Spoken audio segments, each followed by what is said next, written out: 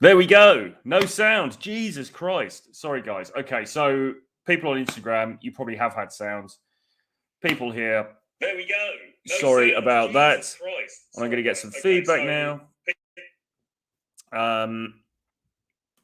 Okay, so yeah, if you're on Instagram and you're watching this, get over to YouTube, because if you write comments on Instagram, I'm not going to be able to see them. Okay, so if you want to write comments, if you want to put questions, all that stuff, then come on over to YouTube, and you'll be able to whack comments into the chat. Okay, now if you aren't subscribed to my YouTube channel and you're on Instagram, then why the hell not?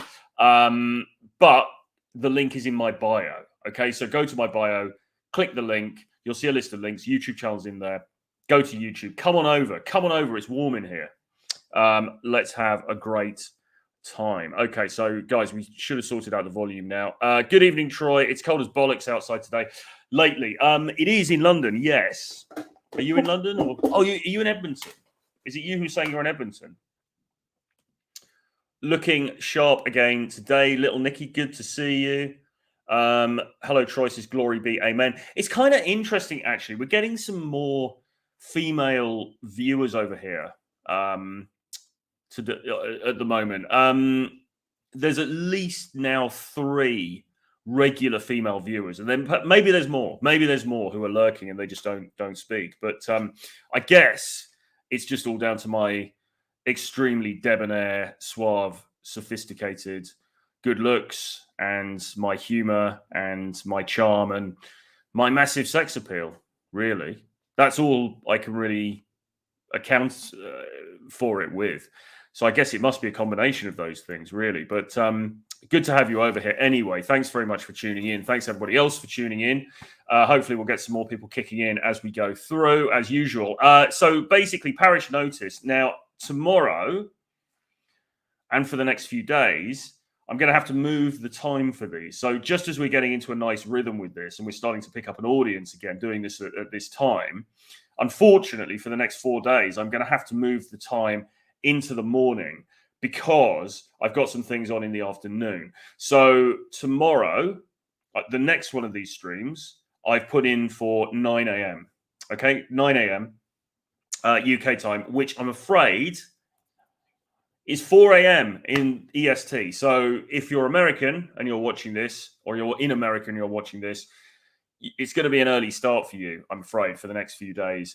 Of course, though, you can watch the replay later on. These live streams stay up on the channel. They're in a playlist now, which is called 12 Days of Inner Game. So you will be able to watch the replays of these. But if you can, come and join me tomorrow morning at 9 a.m. in the UK. That is 4 a.m. EST. It's probably 10 a.m. actually in Europe, so not so bad for you guys. And we will be continuing at a slightly different time, just to make things more difficult for myself, just to mess it up a little bit, just when we're gaining some traction at this time. I am going to move the time. But as I say, look, it's unavoidable. It's because I've got some things on in the afternoon of various different things.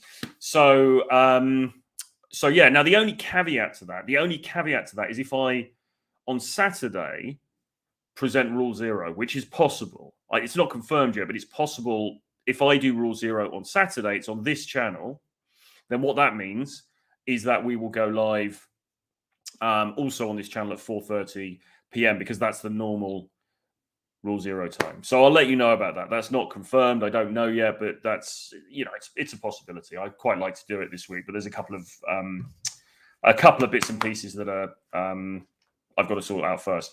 Anyway, with all of that being said, we are here today, and we're here today to talk about Inner Game, the wonderful world of Inner Game. And what I've called today's show is developing real Inner Game, not fake Inner Game, real Inner Game.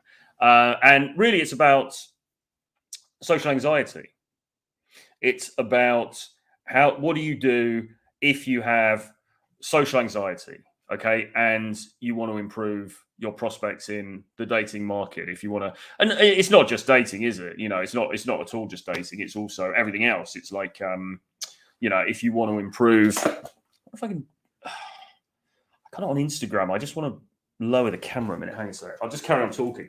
It's like if you want to improve all aspects of your life, really. you're going to need to. That's a little bit better. That's a bit better for Instagram. Sorry, guys, terribly unprofessional. Yeah, so in fact, let me bring it down again. Yeah, I mean, you are going to need to improve your inner game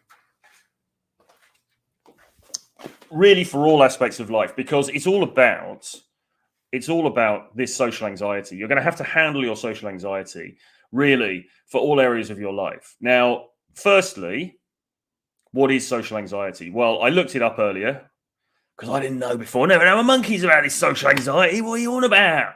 Fuck, bloody political correct and woke nonsense. What are you geezers on about?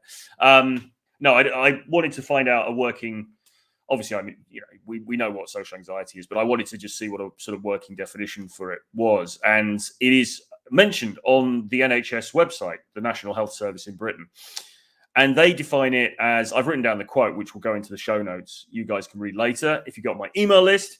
But social anxiety is defined as just extreme fear of social situations, of interacting with people, of meeting other people. Symptoms include things like being nervous because you've got a social event coming up, just that real fear, almost a phobia of going out and talking to others and interacting with others. And it says that the common cures for this, the way that this is dealt with most commonly by the medical profession, is talking therapies, and also to some extent antidepressants as well sometimes, because there could be an underlying issue of depression there. And I was thinking, well, you know, back in my day, we used to just call it shyness. It's kind of just shyness, isn't it, really? But it's been repackaged and renamed as social anxiety, which is quite a good name for it, because it is a real anxiety. It's a real problem for people. And here's the thing. When we talk about inner game, when we talk about this stuff, we may think that, all right, well, people have just got to learn certain things and then they're going to improve and their dating success is going to improve. Okay. But the fact of the matter is that not everyone starts on the same level. It's not as though every single person who watches these videos is on a sort of, yeah, I'm kind of okay, I could be a bit better sort of baseline. And they just have to put in a few tweaks and then they're going to go up to here. There will be people who consume this content who are actually very, very socially unadept, very shy, find it very, very difficult to interact with other people, and actually probably don't even like the idea necessarily of interacting with other people because it makes them feel so bad. It makes them feel so nervous. And of course, as you will be aware, we've just been through one of the weirdest periods in the entire history of the human race, when we've actually legally been forced not to socialize, not to be social because of the pandemic. And there are places right now that are under lockdown. Moscow at the moment has a lockdown. In fact, Russia in total has a lockdown at the moment. Okay. There are other places as well with lockdown. So socializing itself in many places has become something that it's not just something you can go out and do because of what's happening with the pandemic. So with that being said, a lot of people came out of the pandemic because in the UK we're in a slightly different space. There are now no restrictions really in the UK. We're pretty much back to normal, although they might try and bring some stuff in, and other places in Europe as well, pretty much back to normal. And what happened was that people had come through this period of the pandemic not having practiced their social skills, being actually very socially awkward, socially nervous, because they just hadn't done it for months and months and months, like 18 months or something. We've had lockdowns and people were just not used to socializing except for a screen. People just weren't used to going out and talking to other people. And that actually, ironically, has been quite good for people like me, dating coaches and people, because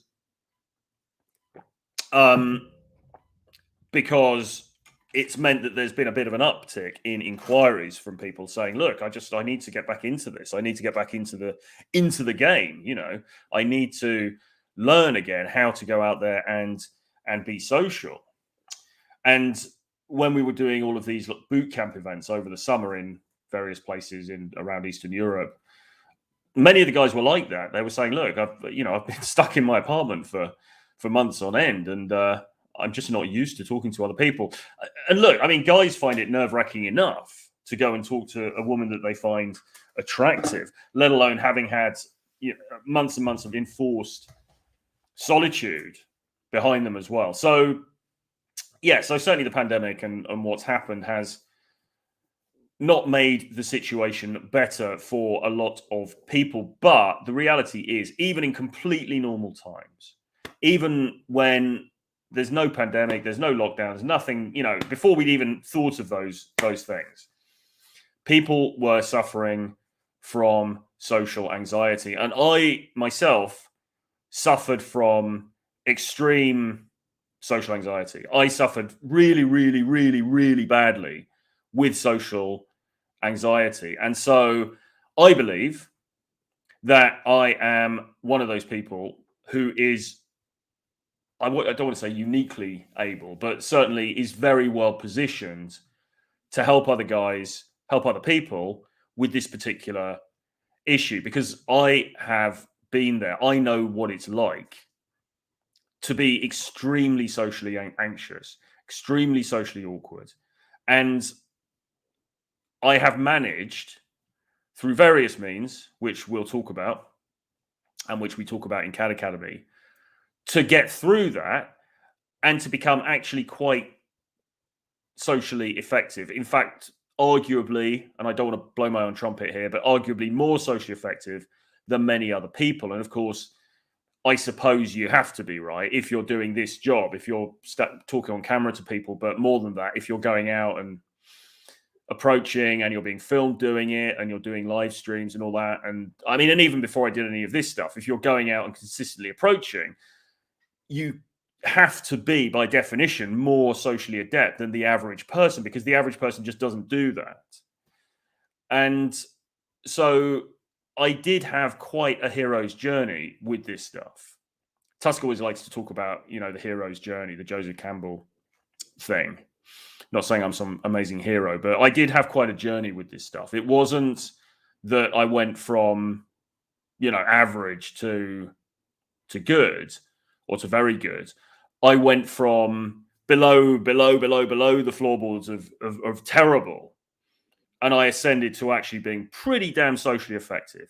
And I do caveat this because even now, I wouldn't say that I am somebody who really loves mixing with new people. I don't really love going into a big environment where there's loads and loads of people. I do like one-on-ones with people. I like either friends, male friends, or with girls. I do like a one-on-one. If it's particularly if someone I get on with, or it's a friend that I know very well, I like to have a one-on-one with that friend. And we go somewhere and we have a bite to eat or whatever we're going to do, go to the shisha lounge, and we sit down and we talk, and it's one-on-one. I find that I really, really enjoy that. But groups, I mean, I can do it because I used to do club game all the time. I used to go to the nightclubs, and it was back in the days of Mystery Method. And I say back in the days, he's still out and about on the streets of Kiev. Still the days of Mystery Method. But it was when all of that game stuff was really popular, and I would go to nightclubs and you would open a group set. That is to say, you'd walk up to a table, maybe there's 4 girls and 3 guys on the table, and you walk up to the table and you'd have to say hello and introduce yourself and maybe ask them a question or an opinion opener or say something funny in order to get the attention of the table. Or you go up to a table and there's 9 girls there who are all out on a night out because somebody's getting married, and you have to go up and you have to entertain them, and then you have to speak to the one that you like, and maybe you manage to take her away to the bar and you get talking with her more one-on-one, and you had to do all of this stuff, and you had to and then there's also merging groups as well. And when we were in Kiev, this was one of the things Mystery when we met him, this is one of the things Mystery mentioned. He said the magic happens when you merge groups. So you're out in the nightclub and you're talking to this girl and her two friends, and then somebody else walks past. You're like, oh hey, I got to say that dress looks awesome on you, and then you're like, oh hey, come over and meet my friends, and it's this group that you've just met, and you merge the groups together, and then suddenly you've created this new social bubble, and you're kind of at the center of it, even though you didn't know anybody, 30 seconds ago. So I've done all of that stuff. I've practiced all of that stuff over many years, and that's put me in a position where I am now pretty socially adept. But it doesn't mean that I particularly relish it. I'm not somebody who's saying to friends, oh, let's just get 35 of us together and we'll all go and have a picnic in the park. It's going to be amazing. I'm not one of those people. I'm really not. And I always have girlfriends who are trying to get me to do dinner parties and things like this. And I'm just thinking, dinner parties, Jesus, what are you on about? I just want to sit in the dark on my own with my shades on. Sorry, I've had an eye operation. This isn't... People think... Well, I do wear shades actually sometimes on videos, just as a sort of an image thing. But I've had some eye surgery, so I'm keeping them on because I'm supposed to be a bit careful about direct light and stuff. And I've got these lights looking at me now. And people on social media are like, "Oh, Troy, there's something off about Troy. There's something, the shades, And I'm just like, well, there's something off about you, Mr. Anonymous person, writing disparaging comments under a pseudonym on social media and people's blogs about somebody you've never even met before. I think there's something off about you. There's not something off about me. But anyway, I do have a good reason. I've got a good excuse for wearing the shades today, at least, or for this week anyway. So any questions, put them into the chat. Any comments, put them into the chat. Looking very dapper. Thank you very much. Precisely, I think that's with regard to me being gloriously handsome. You could say that. It's just we like to see what you guys are up to. I think she's just being coy there. Glory be, amen, says amen. Looking sharp again today. Thank you very much.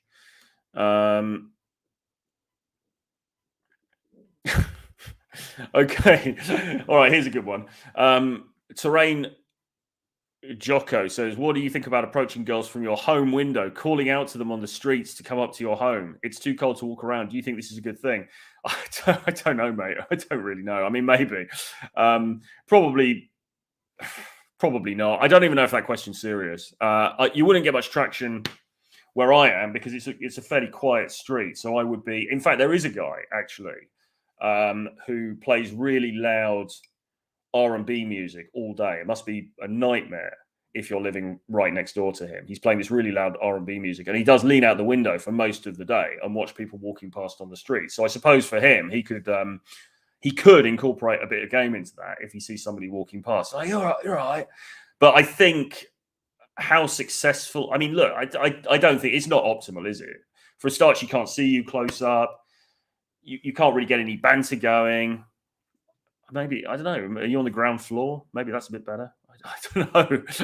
It's a crazy question. I mean, anything's worth a go, but I wouldn't say that it's optimal, to be honest. I would say just go somewhere indoors, go to a cafe or something. King Cole, good evening, Troy. Good evening, Cole. So Cole, love the star. Thanks, man. Good to see you. And there's another video that went up on my channel today of King Cole and Tusk approaching in the wonderful city of St. Petersburg. And that actually, Cole said that was the evening when we went on the instant date with two girls. And you're right, Cole, it was that same evening because I was doing something in the afternoon when you and Tusk were out. I think I was actually maybe I was seeing a girl or something. And then we met up in the evening, or you and me met up. And then we were on this instant date. We met those two girls walking down Rubensteiner, and we got chatting, and we ended up going on that instant date into that cafe, which is another really cool video somewhere on my channel, somewhere in the From Russia with Love playlist on this channel. So that was a good evening. I mean, it was just unfortunate that I wasn't really feeling it with the particular girl that I was chatting to. But, there we go. These things happen, right? But it was good fun. It was a good evening. You'll probably get called weirdo. You're talking about the going out the window thing. Buy a Coke, Mr. Jocker. What's your thoughts on extreme looks maxing? I've done all the usual stuff, but results stuck. I'm mainly thinking of jaw reconstruction fillers. Okay, all right. Well, you know, I'm not as people may know, I'm not really a looks. Well, obviously, I'm not really a looks maxing person. Well, okay, put it this way. When we had wheat waffles on over the summer, me and Tusk were saying, look, we are in favor of looks maxing because why wouldn't you look as good as you possibly can? So within reason, I think, yeah, you explore your options. Now, there's a huge difference between getting jaw fillers, though, and leg lengthening surgery. Fillers are, and I've had a few little bits and pieces done. I started to, I won't lie, I've had a few little bits of cosmetic stuff done. I've got a very, very, very good doctor, she's actually quite famous doctor who works in Chelsea in London, and she's got a bit of a social media presence, and she gets interviewed a lot by magazines and on different people's shows and things like this, and she's quite well known, and she has some celebrity clients and stuff like that. She's got me, and I've had her do a few little things, and fillers are pretty non-invasive, really. I mean, it's not the most pleasant thing to get done in the world, but basically they inject you, and it's it's a little bit uncomfortable, and for a day or so, and then you're fine, and you just carry on. So that's one thing, although it can be quite expensive. It's certainly quite expensive with the lady that I see. But leg lengthening surgery is a completely different ball game. Completely different ball game. You're talking about getting your legs broken, and I don't even know what they do then, but they obviously recast them and give you a couple of extra inches. I mean, by all means, look into it, but I would be reticent to go down that route. But fillers, really, as I say, quite fairly uninvasive, not such a big deal. So maybe have a look at that. But I would think very long and hard before going down the route of getting your legs surgically broken and then put back together again. Dr. Pam. Hello, Dr. Pam. Good to see you. Says dating relationship success requires authenticity, vulnerability, and integrity. Jennifer says, I think actually to the guy who's asking about the leg surgery, I would buy the CAD Academy course first. Yes, absolutely. Exposure therapy helps people overcome fears with multiple small controlled exposure that increases over time to build confidence and lessen fear. Failure builds character. Well, I would agree with that completely. And actually, that's kind of what I'm coming on to talk about, because that's kind of what I'm coming on to talk about, really, because my experience is absolutely that. Lacking magnesium in your diet increases anxiety. That's interesting. Magnesium supplements help, coupled with exercise and social exposure in small increments. I was doing magnesium a lot, actually. I haven't got any at the moment, but I was taking it a lot. It's not a lot, like I wasn't overdosing on it, but I was taking it regularly. And it's really good for sleep. It really gets you, if you take it before you go to sleep, it really gets you relaxed and in that kind of nice mood, so you can just drop off and have a really nice, relaxing sleep. So I'm a fan of magnesium, and maybe, vitamin D, obviously, as well. People should be taking that, I think.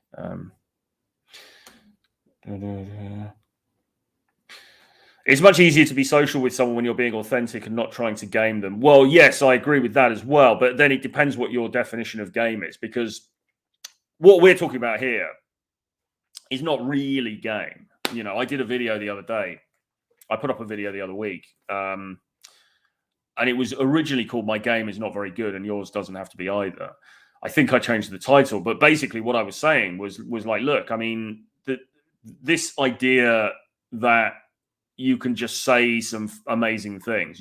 There's 10 magic lines you can say, or these 6 words that will put her in a trance, and all this kind of stuff. It's absolute nonsense. And actually, real attraction is not created by game, or at least game That is to say, the verbals, the things that you say, and some other little bits and pieces will only take you so far. It's useful to learn the principles. It's useful to understand the dynamics, but ultimately, if attraction really comes down to value, I think, does she see you as a person with some sort of value or not? Now, that value might just be that you're really kind and nice. That value might be that you're good looking. That value might be that you're funny. That value might be that you're socially commanding.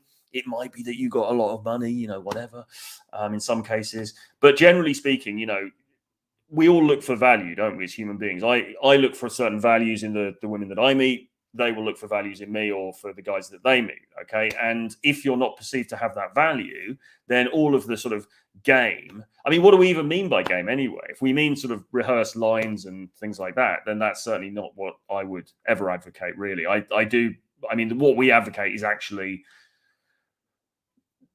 really being authentic in the sense of just walking up and saying, hey, look, I thought you were interesting. I wanted to come and talk to you. I mean, that's the extent of the game that we're talking about, really, because I think that a lot of the stuff that was advocated before was pretty somehow to some degree misleading. I mean, it's everything's nuanced, right? There is a lot of truth. There's a lot of useful stuff out there, but to say that you can just you've got to look after the basics, right? You've got to look after the basics. You've got to try and dress well. You've got to try and look decent. You've got to try and be in shape. I mean, if anybody thinks, and there are guys who think that you can just be an out of shape schlub and you can rock up with a pair of torn old Converse on and stained t-shirt and you're just going to learn these magic things and you're suddenly going to get these gorgeous women wanting to sleep with you, then obviously that's wrong, and nobody should ever. It's kind of mind blowing that anybody thinks that, but if you do think that, then you need to rethink, or you've come to the wrong place. Cocky people are immune to anxiety. How did you jump to that conclusion? Who said that? Arrogant people. Practice make progress, all things including. Yeah, I agree. I really enjoy one-on-one with a girl, and it's not game. It's just genuine as a hangout and maybe a bite or two and see where it goes. No, don't eat on the first date. How does being both arrogant and cocky help one immune to anxiety? Any scientific explanation? I'm not sure that they do, though. Who's claiming that they do? Or little Nicky? I think I'm trying to think of this in terms of. I mean, certainly people who have low empathy. So let's say people who are psychopathic are somewhat immune or are immune to social anxiety because they just don't care. But I don't know whether is cockiness and arrogance a tell for cockiness. I'm not sure. I would say it's more narcissism, isn't it? And I'm not sure narcissism operates in quite the same way. So, yeah, I don't know. I'm not sure about that.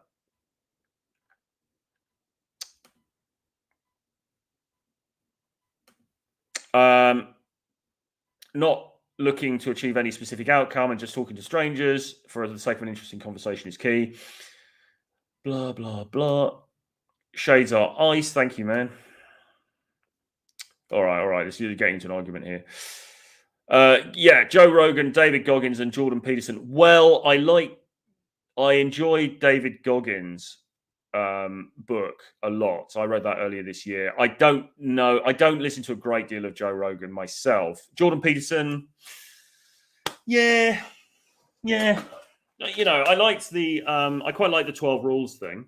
And actually, as well, the thing I did do that Jordan Peterson was involved with was the self-authoring program, which is really good, actually. If you want to sort of try and sort out where you are in your life and where you're going and what you want to do and all that type of stuff, then look up self-authoring by Jordan Peterson. I think there were some other academics involved as well. And there is a good program online which helps you to work through all of the stuff that where you are, what you want to do, etc., etc. I found that really, really useful, actually, really interesting to do. But I'm not a huge Jordan Peterson fan.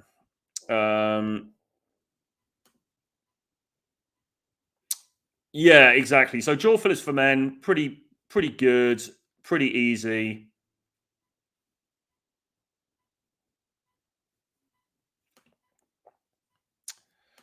People talking about plastic surgery. Yeah, I think this is correct, isn't it? I mean, take advantage of any plastic surgery that will help features that make you insecure. Beyond that, develop true integrity and communication skills. Yeah, I mean, you can overthink this stuff, really. Aviator Game, greetings from South Florida. Hello, good to see you, man. Might be you have a big schlong. Well, I certainly do. Owen Cook style. What I'm wearing? I love how Troy constantly smacks his hands on his legs. I didn't even know I was doing that. Well, there you go. Well, there you go. It just goes to show, doesn't it? I didn't even know I was doing that. Hello, Zen. I think day game requires improvisational skills, and night game you need some rehearsed lines before going out because a lot of things going on, and you have to try and keep their attention. I wouldn't agree with that necessarily because I think the good thing about a nightclub situation is that you can also improvise a bit because basically pretty much everyone's drunk or intoxicated on some sort of substance, and so the good thing about it is that you can kind of mess around a bit and people find it funny or they don't notice. I mean, I don't even drink, but you know, if I go into one of those environments, I actually find it quite freeing because I can joke around and I can say silly things, I can improvise, and you know, people buy into it. So, or well, they don't always buy into it, but I wouldn't say personally that you need to have canned lines in, you know, in a nighttime situation. What do you think about a good old Sarge in Peterborough? Only hot birds there, you reckon? Yeah, I think you just want me to do the accent, so I'm not going to rise to it. But I don't know Peterborough, so I'm not sure. Thank you. Your videos lately have been very good. Thank you very much. Yes, and so basically, the shorter 10-minute videos I've been doing, that's really my bag moving forward. That's the content I want to be doing. I'm doing these live streams this week because we've got CAD Academy coming up on the 5th of November. The course is opening for new students. Obviously, keen to promote that, get all you guys on board if I can. And if you haven't looked at the link yet, oh God, I haven't put out the link yet. Jesus, what am I doing? How unprofessional. If you want to get on board, then you definitely should. But in terms of my content moving forward, I think that the short form videos, I mean, maybe I'll make them a bit longer as well, but those short form videos, I think I really, you know, I'm passionate about making them. I'm getting some good feedback from people about them, and I think that they are resonating. So that really, I think, is my direction of travel moving forward. But there's a lot of content to put out. You see, there's a lot of content to put out because I'm doing these for this 12-day period, and we've got all of this footage from Russia that we're putting out. There's footage from Belgrade, from Berlin, there might be some more from Kiev. I mean, there's just loads of stuff, you know, it's just that I've got to put out as well. And I don't want to put out too much, really. I mean, really, even putting out 2 things in a day is a bit much because it just doesn't get the views. So anyway, there's stuff coming up. Go to that website, cadacademy.card with 2 R's.co, and get on the waiting list for the CAD Academy course, which is the greatest mindset and dating course available on the market currently, in my view. And it will teach you everything you need to know to ace your dating opportunities going into this Christmas. So if you've got anxiety, if you've got not clinical anxiety, but if you find it difficult to approach, if you don't know what to say, if you come over as a little bit too nice, too wishy-washy, and all of those things, then the course is there to help. There are different tiers that you can enter at. So go to that website. It gives you all the information, and you can put in your email address, and you'll be on the waiting list for that. Waduku says, I think we can all upgrade our teeth. Get those bad boys whitened, straightened, or replace the lot if you have the money. Yeah. I'm 12 years old without a beard. Best thing for a beard, grow a beard. I look completely different, clean shaven and better with a beard. Cool, good stuff. Yeah, so anyway, any more questions, any more comments and things like that, put them into the chat. If you're on YouTube, if you're on Instagram, remember I can't see your comments. So come on over to YouTube and put them into the chat here because then I can get to them that way. So yeah, social anxiety. I mean, I suffered really, really badly with this when I was younger, and I've told this story many times before, so apologies if you heard it. But I've only got one story. There's only one thing I can only share my own experience, strength, and hope with you guys, and hope that it resonates with somebody. And for me, when I was a teenager, a lot of things weren't working in my favor. Firstly, we moved around a lot when I was a kid, so I was constantly starting new schools and having to try and make new friends with people and stuff like that. And we moved actually at one point when I was quite old. I've been in one school for about 4 years, and I did actually have a group of friends, and I was quite liked there, and so on.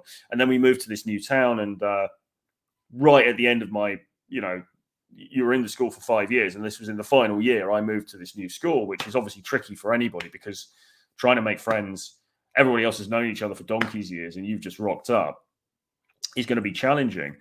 And plus, my parents had been divorced when I was a kid, and there were troubles at home with my stepmother, loads of arguments going on, loads of crazy things happening. And on top of all of that, I also got really bad acne. So I had really, really bad skin, which kicked in. Actually, maybe it was psychosomatic, but it kicked in just as we moved to this new place. And so that just heightened all of the anxiety that I had. And I got to this point where, I was shy anyway. I've always been somewhat introverted as well. That's the other thing. And introversion and shyness aren't the same thing. Introversion means you draw energy from being on your own. And I certainly do. I like to get away. I like to shut the door at the end of the night and just be like, right, I'm here. I'm on my own. I can relax for a bit. I don't have to sort of perform anymore. I don't have to be on and that was why, even with girlfriends, girlfriends, it's a bit different, because hopefully you reach a point where, you're comfortable with each other and you can just hang out and it's cool. And that was certainly the case with my last girlfriend. But even then, one of the reasons that going into lockdown, I found it so daunting was the idea that we're going to be together, we're going to be stuck together for 24 hours a day and not even really able to go out, because it feels, for me, and maybe this is just introversion, it feels like pressure to have somebody around the whole time. It feels like pressure because you feel like I've got to be a certain way. I've got to, if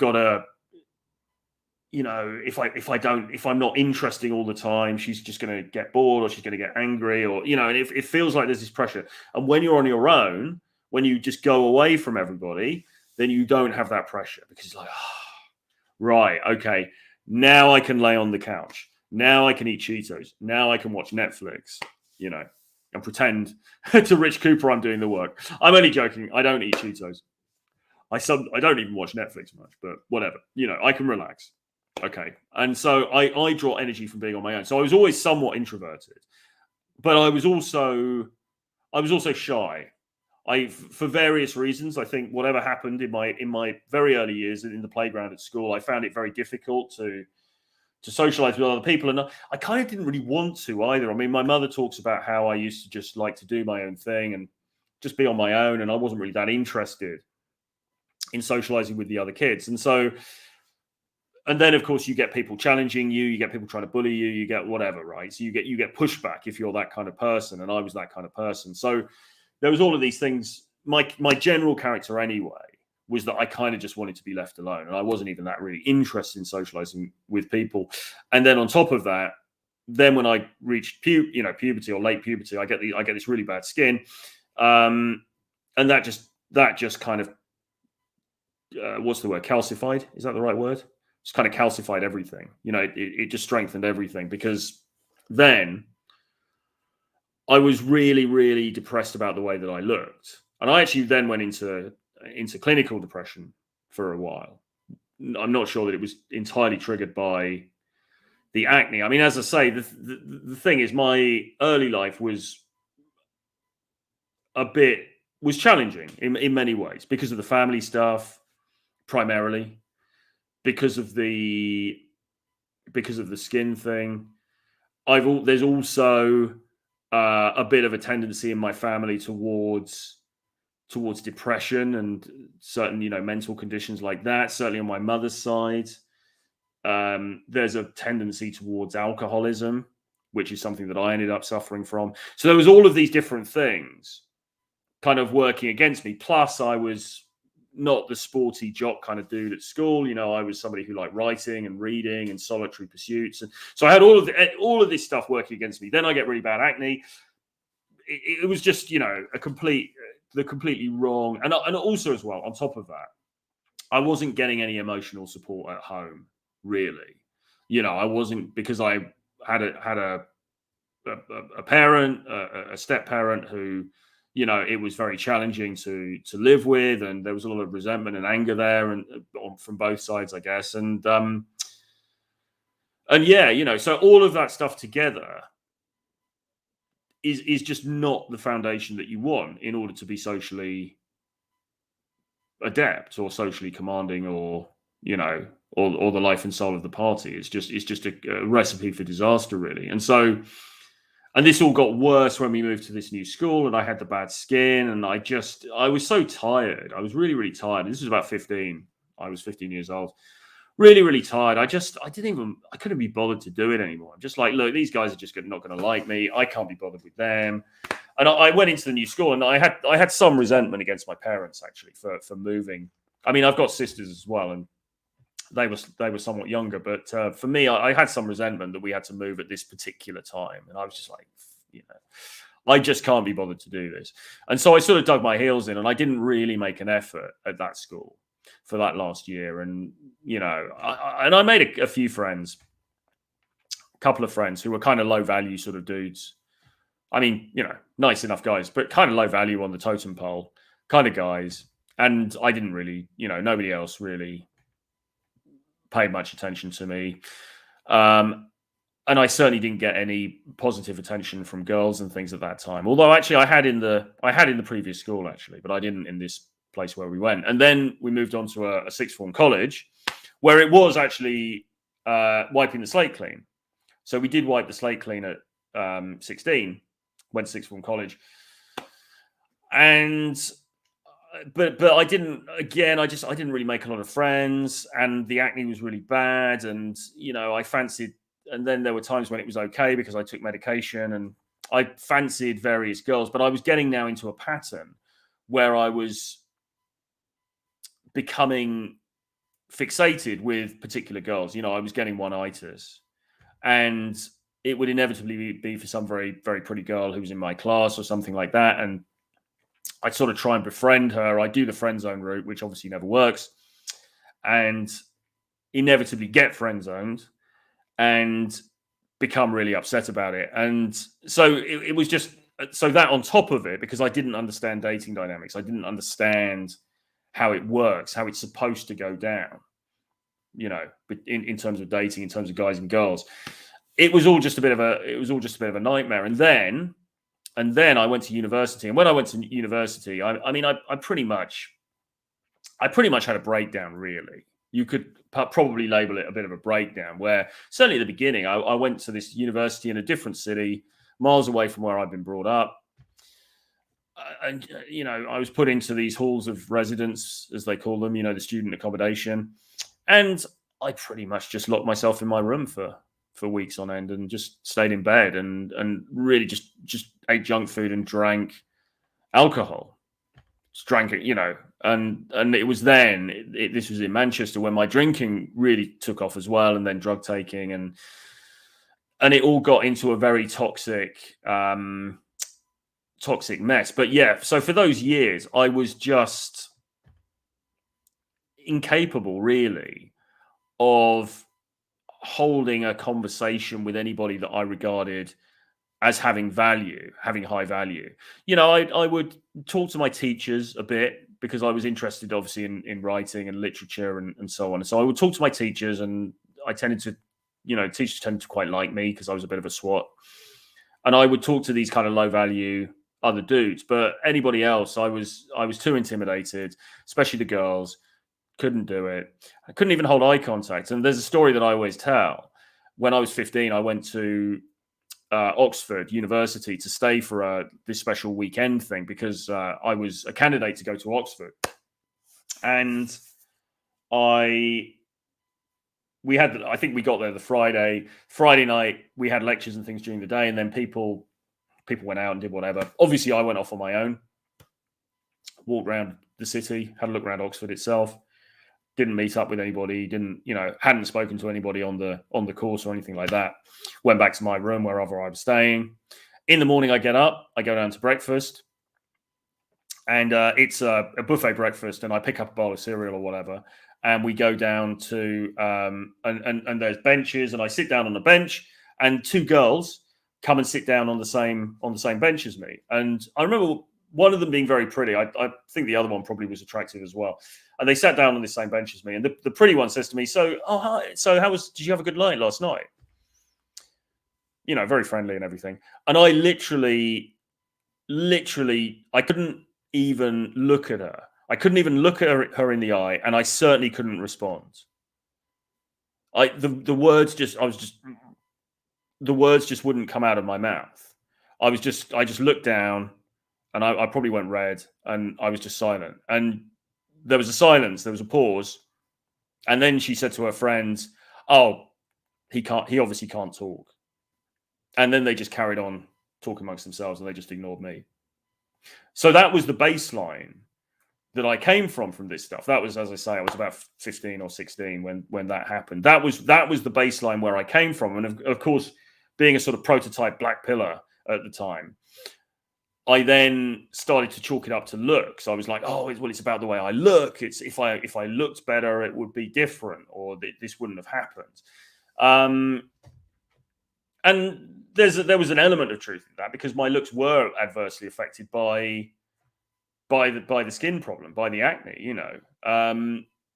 So it was a very, very difficult time.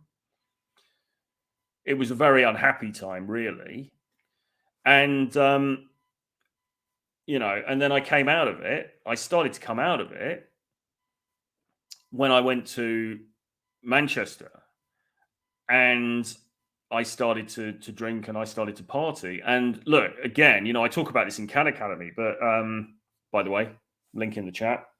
Go on to CAD Academy. Go onto the website. Have a look at the details for the course. Enter your email address. You're on the waiting list, and we will get you in on Friday when it opens. But yeah, so the way that I started to get out of this hole that I was in is not a route that I can recommend to anybody watching this, or to anybody who sees this at any time, because it's the worst possible route. But basically, I went completely off the rails, and I started partying, and I started using different substances, and and I was on antidepressants as well. And what happened was I was on such a cocktail of these different things that I literally started to not give a fuck. I started to not give a damn about what other people thought of me. And in fact, and this was really a combination of the antidepressants, because I was on a strong dose of antidepressants at the time. It sent me above baseline. If you imagine baseline as being, yeah, actually, I'm not so bad. I'm okay. I'm a person amongst people. We'll get through this, whatever. I went up here, and I was like, actually, I'm fucking awesome. Actually, I'm better than all of these people. And I'm going to be really, really cocky and arrogant when I go out to the club, because going to the club scene was in full swing at that point, especially in Manchester. Loads of clubs, loads of bars, loads of, I mean, it was just a crazy, crazy place at that time. And I would go out a lot. I'd go out every night. And I started to act in a different way as an effect of these substances I was taking. I started to become very cocky. I became very arrogant. I started to act like a bit of a fuckboy, as we would say now. Not in terms of having sex, but I started to act with that kind of cockiness and that sort of devil may care insouciance. And surprise, surprise, the people around me started to react to me differently. The women that I met started acting differently around me. They responded to this. They started to respond to me differently because instead of having been somebody who was very shy and very self-effacing and very, well, pretty much hating himself, really, I became somebody who had gone the other way. I was actually very cocky, quite arrogant, quite narcissistic. And also as well, I should say that this coincided. I also then took a very strong drug was prescribed a very strong drug to help with the skin problem. And so the skin problem cleared up as well. So I started to look a bit better. And all of those things roll into one. I started getting results in dating, right? And look, I'm not saying to anybody that you should do the same thing because it's terrible advice. But what I do think is that you can sort of engineer the same process yourself without wasting years of your life drinking and doing drugs and all that naughty stuff like I did, because I did waste years and years of my life. I wasted at least a decade. I mean, more really. Off my head. I was off my head for 10 years. A lot of it in Manchester, a lot of it in London, in clubs, falling over, puking up on the floor and all that kind of stuff. But along the way, starting to get... So what happened was I got a girlfriend. I finally got a girlfriend. And it was really... It was the way that I was acting that shifted things. And this was a very good-looking girl as well. She's a very, very pretty girl. And I remember getting together with her, and I was working at this club at the time, and the bouncers, the doormen who worked at this club, they couldn't believe it. They couldn't believe that I was like seeing this girl, because I was this really skinny, quite nerdy sort of guy who wore weird clothes, And I actually got on with some of these doormen because I've always been, quite funny. I've always been able to get on with people to some degree, but I'm going to block that webcam person. But yeah, they couldn't believe it, because these are these hard, like jacked guys. And I'm like, bloody hell, how come he's got with her? He must, just couldn't believe it. And it was the way that I was acting. It was because I brought that cockiness. It was because I brought that sort of arrogance. It's because I brought that spark to the thing that everything changed for me. Jack Napier, hello. Good to see you, man. Hope you're well. Little Nicky says, I think young girls find the arrogant look attractive, but as we age, we start to realize what's important in the opposite sex, which is money. I'm only joking. Or maybe it is. I don't know. So what the point that I'm making is that you don't have to go down that self-destructive route, and you don't need to, I hope you please don't go down that self-destructive route. Because actually, if drinking helped everybody to become drinking and taking drugs helped everybody to become great with girls, then there wouldn't be a dating coach industry because people would just get smashed. It doesn't work like that. It's just for me, it so happened that a process took place sort of mentally because of my own specific condition that took me to a place where I became more like the kind of guy that women found attractive, or the women around me found attractive. And so what happened then was I got on the merry-go-round of that, because having not had any girlfriend, I mean, and again, there were girls who were interested in me at school. It wasn't the idea. I had this idea in my head that I was this kind of incel character where I could never meet anybody. Women don't like me. I'm just not good looking enough and stuff like that. It actually wasn't true. I did get attention in school from some girls. It was just that I didn't take them up on it because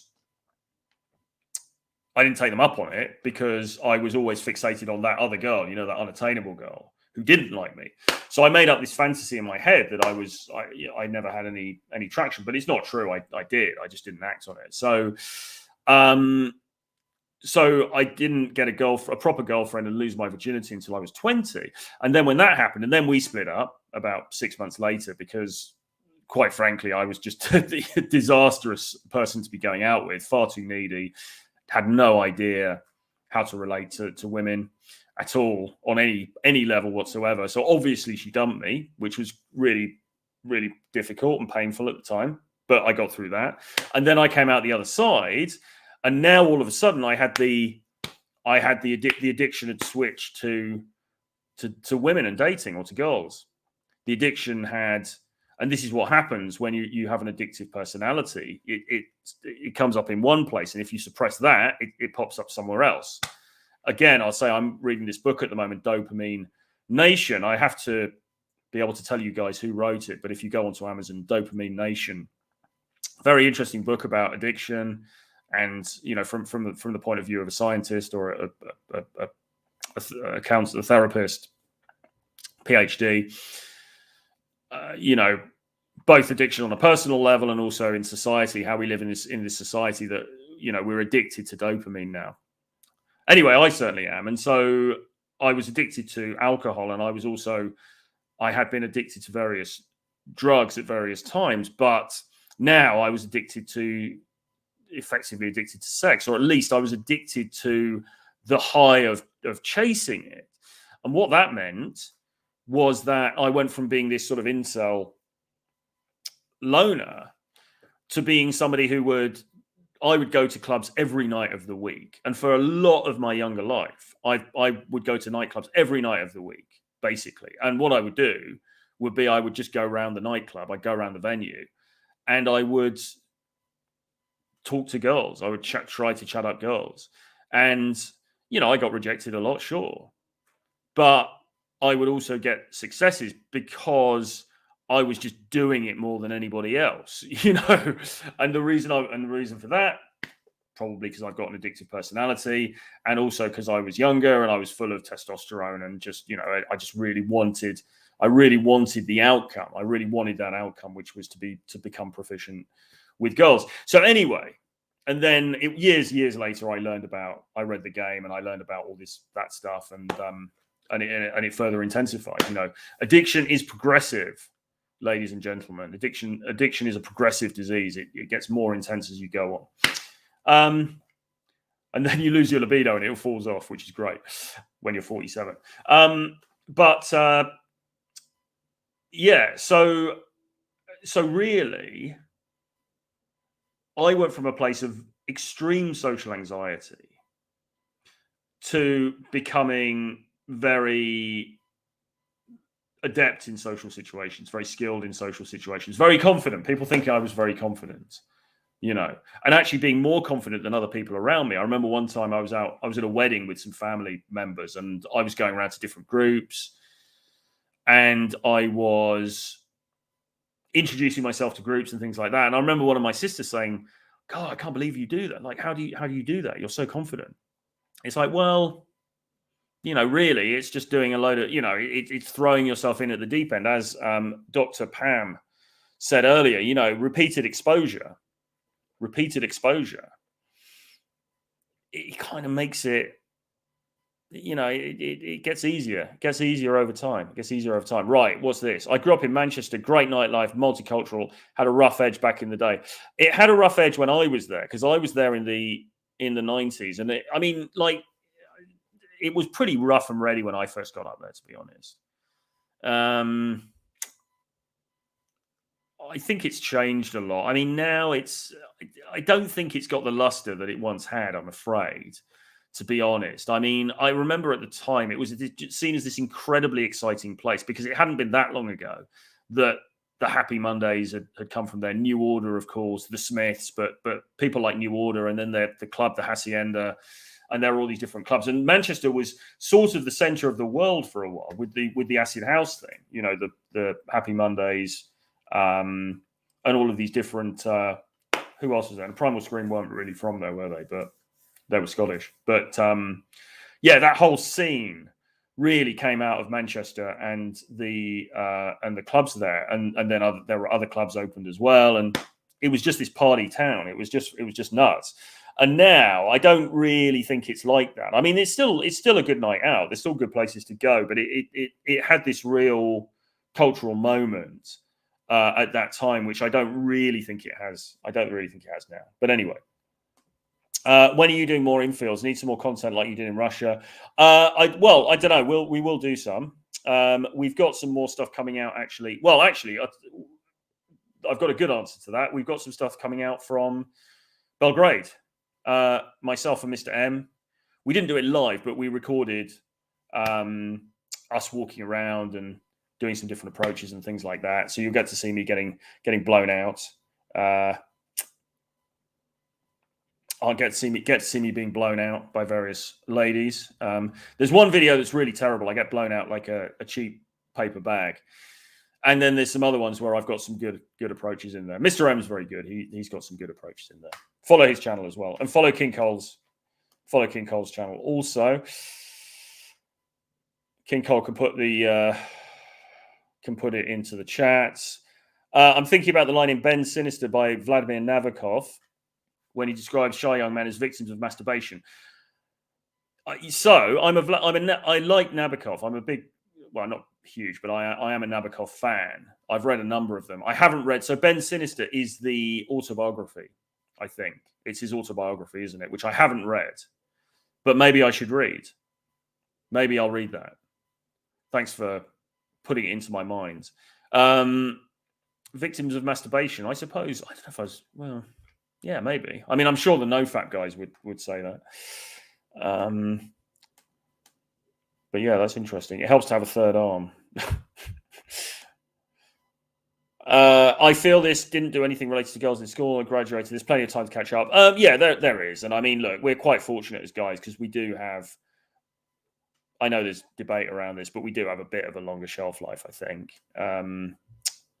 So yeah, but I mean, really, you know, I wouldn't wish my childhood and I wouldn't wish my early life on anybody, really, because it was very suboptimal for this stuff. I mean, really, what you want to want to learn to socialize when you're at school. You know, you want to learn to socialize when you're a kid, when you're at school, in the playgrounds, and you want to learn this stuff when you're young. You know, you don't want to be like me, which is this like clueless 20-year-old running around trying to catch up. You know, and like I say, even now, I still wouldn't claim to be the most. I'm not a natural.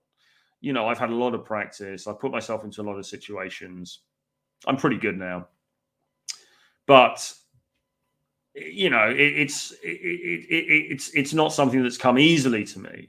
And it does come easily. Some people are very lucky. Some people just, you know, it comes to them very easily, or they've got good reference experiences when they're young. They're probably from a very nurturing background. And so that allows them, they've got the confidence then to go out and interact with others in a certain way. I just didn't have that, you know, and it is difficult for some people, but you can get through it. That's the thing. You can get through it.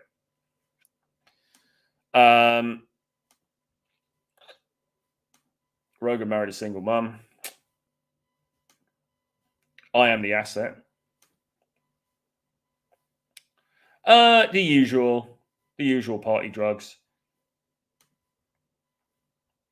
Yes, exactly. Fake the confidence, snowball until results. So we were talking yesterday about this. Fake it till you make it gets a bit of a bad rap because people are like, oh, you can't just fake it. You've got to actually do the work and stuff. And that's true, of course. But to be honest, faking it does help. And this is the other thing I wanted to actually mention today, which is that for me, there are two things really that helped me to come out of that slough of despond where I was to becoming more confident. And they were, firstly, yes, throwing yourself into these situations, approaching as much as you can, socializing as much as you can, talking to groups, getting into crazy situations and stuff like that. It's going to make it so much easier for you because then when you're in a normal situation, like you're in a coffee shop or something, it's so much easier then to start a conversation with somebody. If you've opened a group of 12 people on a steam liner or something like this, you know, you want to just do the craziest things so that then a more normal interaction is a lot easier. But the other thing that you need to do is you need to really spend some time thinking very carefully about socializing, the social hierarchy, and where you actually sit in the social hierarchy, and the fact that actually you are allowed to act how you want to act in social situations. One of the problems that I had was that I thought when I was younger, I can't act in a certain sort of way because only the cool people do that. And I'm not one of the cool people. And so I can't act like that. And that inhibited me. I thought, I can't dress in a fancy way because only cool people dress like that. And I'm not a cool person, so I can't do it. And I really had to unlearn that bad thinking. I had to unlearn that. I had to rewire my brain to take that negative, nonsensical thinking out and to replace it and think, actually, I can do what the hell I want. You know, everybody is putting on a front to some extent, as we said yesterday. Everybody's putting on some kind of a front. So why can't I? You know, and these people who are walking around as if they're God's gift, as if they're amazing, are they really amazing? What's really so great about them? Well, actually, what about me? Actually, I've got some pretty cool stuff as well. So that being the case, why am I walking around being self-effacing? Why am I walking around being down on myself? Why aren't I walking around like these other people and shouting from the rooftops about how great I am? Well, that's not necessarily what they're doing, but you know what I mean? Why they're walking around with that kind of self-assuredness. Why aren't I doing that? We covered that. Look at that six-pack. Can you just put that on the screen again? What six-pack? What are you on about? Well, this guy. Jesus. Mr. Napier. Cat Academy. 10 hours of great content. 10 hours of great content and also Zoom webinars. We're doing Zoom webinars, private Zoom chats with me and the group, okay, from the 15th of November to the 19th of November. There's going to be 10 of them, and you will be invited if you're on the course, okay, and you pay for the correct tier. You will come to those Zoom webinars, okay? It's going to be a lot more open. It's going to be a lot more informal than YouTube. We can say stuff that we can't say on YouTube. We can be very frank. I can give you direct feedback. Obviously, you'll be on, if you want to be on camera to be in the webinar, I'll be able to take a look at you, be able to give you some direct feedback. If you've got issues, challenges, problems with dating, you'll be able to ask me directly. We'll be able to spend time discussing your particular issue, input from the other guys in the group. They are awesome. Such a great way to impart this information. So you really want to get on the course in order to get involved with that. It's much more interactive than this is. I mean, we can be interactive here to an extent because we've got the chat, but you can't speak back to me. Whereas in the Zoom webinars, we can actually have a proper conversation. You reckon Tusk is addicted? 100%. It's addicted to something. I'm not sure what it is. Manchester is full of hippie girls getting wasted on cocktails now. Well, doesn't sound all bad. Troy, it was surprising to see Tusk, a stereotypical... Was it surprising to see Tusk, a stereotypical Chad-looking guy, get blown out like he's nothing when you're with him in Russia? I don't know if it was surprising. I think it...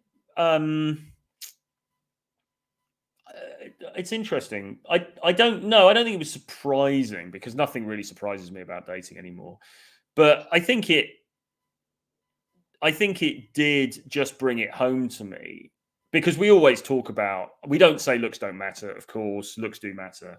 But we always say that everybody gets rejected and there's a level playing field and stuff like that. And, you know, the truth of the matter is, yes, I mean, he also got some very, very good responses and he got some very good success over there as well.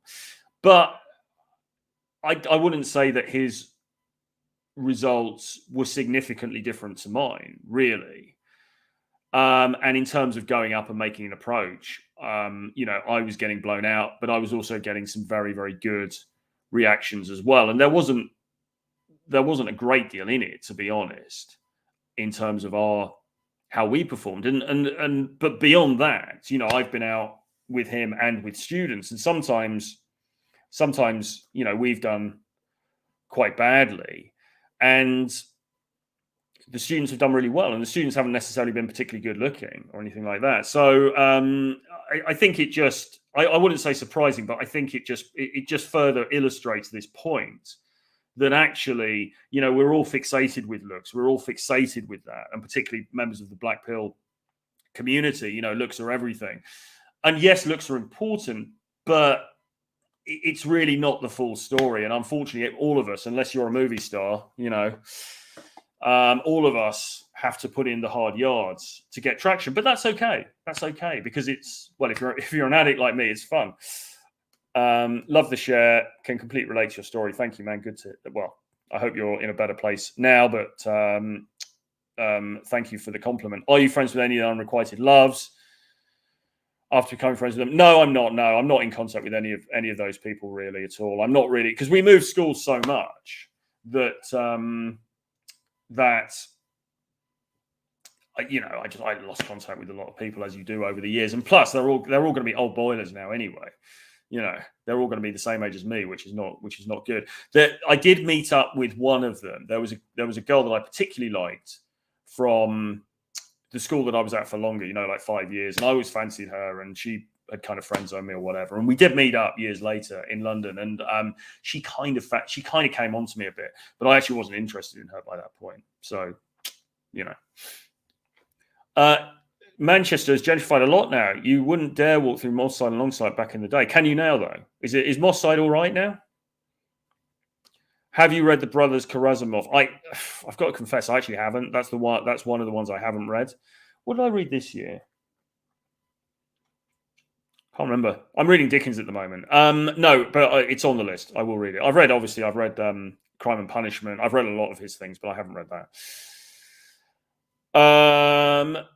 How do you deal with intense jealousy of other men? I'm talking about friends' wings who are much better looking, doing way better than me, despite similar effort. It's hard to shake off.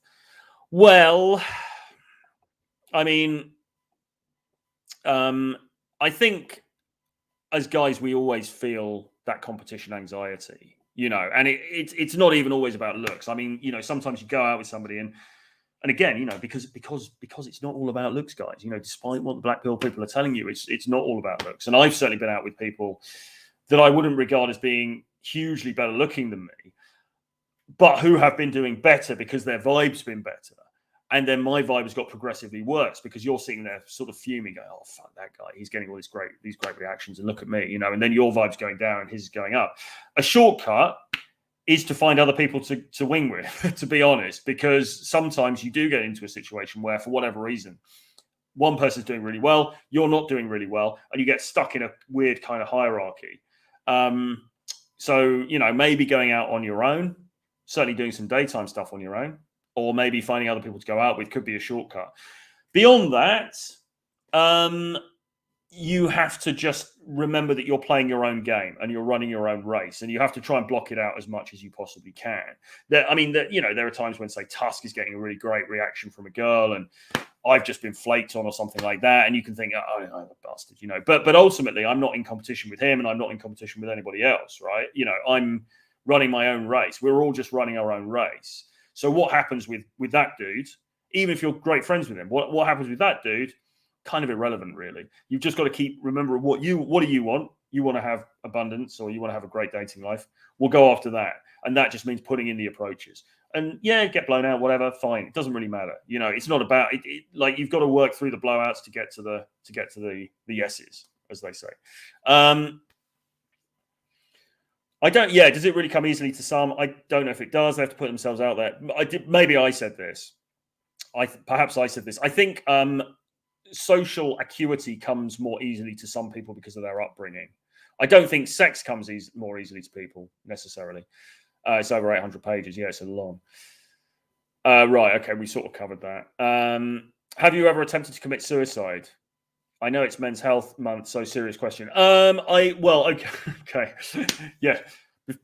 Before the show, I haven't attempted it, but I have come very close to it. I mean, I've had suicidal feelings at times, and that they were largely drug induced, actually. So what I would say is, if you're doing some substances you shouldn't be doing, and you're getting those kinds of feelings, then the first thing to do is to, obviously phone the Samaritans, get help, but you need to get off of those substances, because that it's not going to help your mindset. It's just going to take you to a very dark place.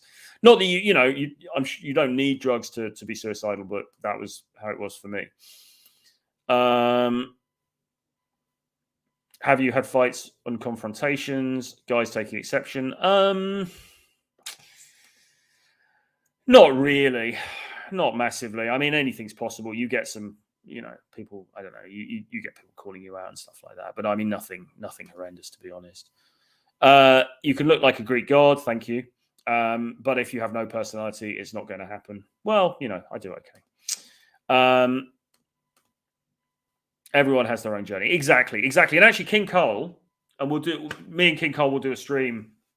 We'll do a conversation soon, so you guys can ask him questions. But the thing about King Cole is that he is very much somebody. If you've seen him on video, and you can watch the video today of him and James out and about approaching. But the thing with Cole is he probably has the best mindset of anybody I've ever met to just get up again after getting rejected. And I don't think he really cares about how other guys around him are doing, really. I don't think he really gives a monkeys. All he's concerned with, he's playing his own game. He's like, listen, I'm going to go out there, I'm going to talk to these girls because I want to improve my dating life. That's his focus. He's not focused on, is James Tusk getting better reactions than me, or is Troy Francis getting better reactions than me? He's solely focused on his own game, and he just keeps getting up again and keeps doing the approaches. And that's what you've got to do. And we all learned a lot from Cole when we were hanging out with him. And actually, hopefully we'll get to hang out again next year at some point, but let's see. But yeah, we really learned a lot from him, actually. It was really inspiring. And I remember, one time, I don't know if you remember this, Cole, but there was one night when my state was quite low because I'd been blown out a number of times. I'd gone through a number of blowouts, and me and Cole were out, and I said to him, I'm just like, my state's just, I'm just not on form today. And Cole said, no, you are on form. You are on form. You just got to keep going. You're doing fine. You're on form.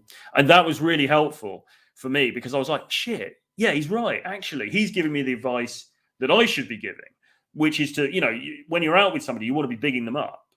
You want to be like, no, man, you're fine. You're doing absolutely fine. Keep going. You're awesome. And it was a great piece of advice, great moment. And that's the kind of attitude really you need to have. Cole is a machine, great state, doesn't let bad reactions or blowouts get him down. Exactly. I loved King Cole's tenacity. King Cole never lets the knockbacks affect him. Yeah, guys, you want to watch the new video I've put up today. It's just, I'm not in that video. It's just him and Tusk. But yeah, watch it. It's great stuff. Girls say I have a boyfriend. King Cole says I don't care. Exactly.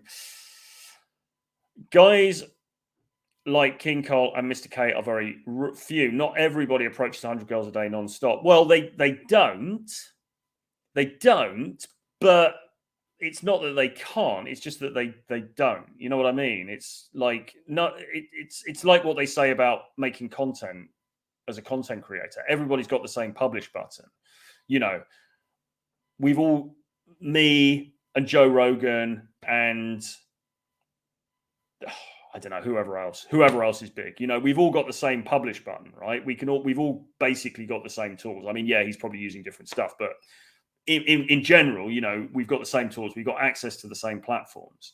Okay. So there are no excuses, you've got to be consistent. You've got to keep doing it. Okay. And not let the knockbacks affect you and not try to run someone else's race or try to, like there are people who are much bigger than me on YouTube. And, I'd be lying if I said I didn't. Obviously, I want to maximize. I want to grow as much as I can. I want to push this as far as I can.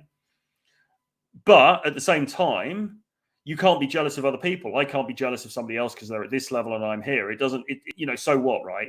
What's important is now, like we've got 47 people on the stream now, which is a great privilege to be able to talk to 47 people. Imagine if that was in a room, that would be a big room of people, right? Or quite a big room of people, okay?